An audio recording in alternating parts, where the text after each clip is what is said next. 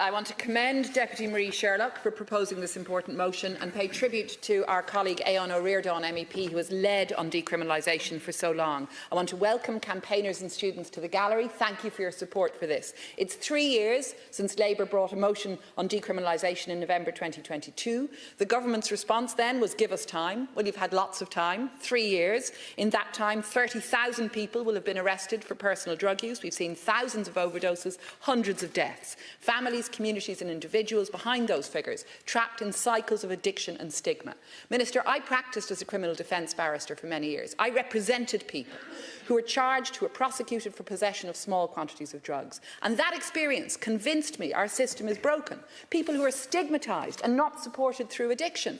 People whose lives have been changed irrevocably by criminalisation.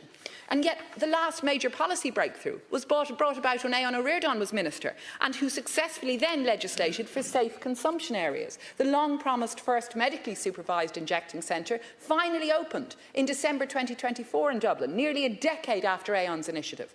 But as our new motion notes, no further progress has been made on additional safe consumption spaces or on a change in policy. And yet more and more people are seeking treatment for problem drug use, new synthetic substances are emerging, and the 2024 European Drug Report shows Ireland's rate of drug deaths is among the very highest in the EU. So we need change, Minister. We need an evidence-based policy. We need to look at countries like Portugal, where they've redirected users from the courts to the health services and reduced overdose deaths. And we need to look at the blueprint for reform offered in this motion. We call for a dedicated Cabinet Committee on drugs use, for a comprehensive health-led response to possession, and crucially, for the decriminalisation of people found with drugs for personal use through repeal of Section 3 of the Misuse of Drugs Act 1997. We want to see funding for harm reduction services and genuine involvement of people with lived experience. Minister, these are not radical ideas.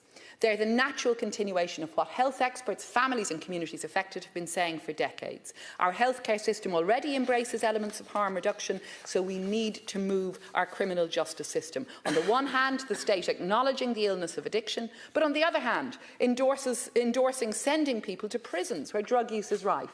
We're telling people to use safely on the one hand and then criminalising them for doing so on the other. Minister, decriminalisation is about saving lives. The government's response is we should wait. We've waited long enough. It's time to act on the evidence, change the law, healthcare, not handcuffs. Guramahagat.